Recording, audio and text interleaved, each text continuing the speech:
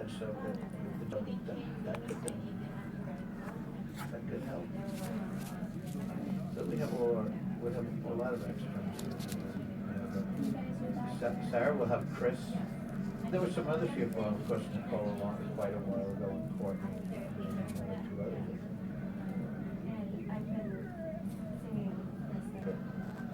Much better than I did my last year. Or most of us did.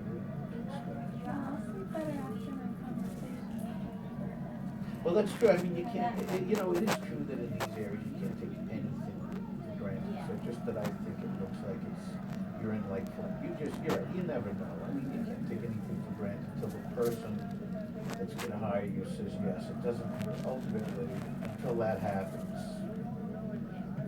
you don't know for sure. So that's really good. Oh, on some extraneous issue, and I might have to clear it up with comments, maybe sort of generic, maybe an email to you or something. When Rebecca Burton in this one case kept saying in court today, I'm dealing with this guy a lot more leniently than Pomeranz is on the unrelated case. And she went right to Pomeranz and acted like I demanded the information of the release.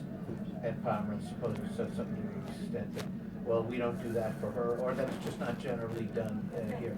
But the actual mandates to Burton was, I'm very reluctant, I don't think it's relevant. If you can establish, however, that it's relevant and that this is not violative of any ethical prohibitions, and it's acceptable, we're comparing two separate things, because the establishing was serious. We can't say across the board because he's placed unsupervised with this case.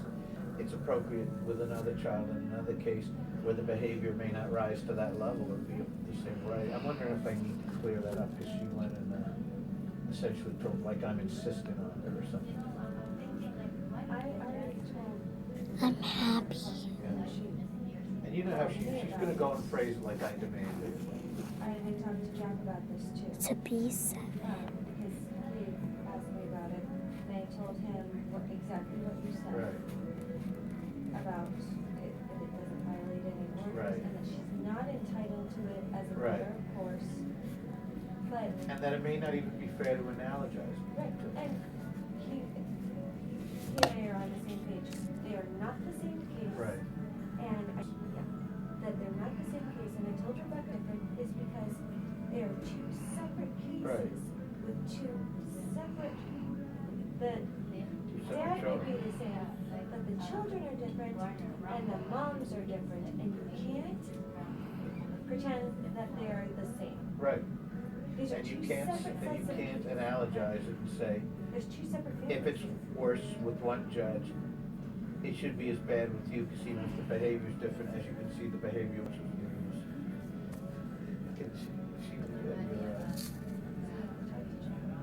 okay. So you knew I had no appetite for this, and that I indicate it can only be done if it doesn't violate, if it's proper, doesn't violate ethical rules or plus it's not, even if all of that was okay, then you can't analogize the two. Yeah. Right. But I think she was left with some lingering impression that I was pushing it, probably because of the way Miller said. And you had ordered that, and you insisted. I was very reluctant about it. I just gave her the very limited right. If it's analogous, which it's not, arguably, and if it's not, if it's deemed by the other judge to be proper, if it's good and not vitally then.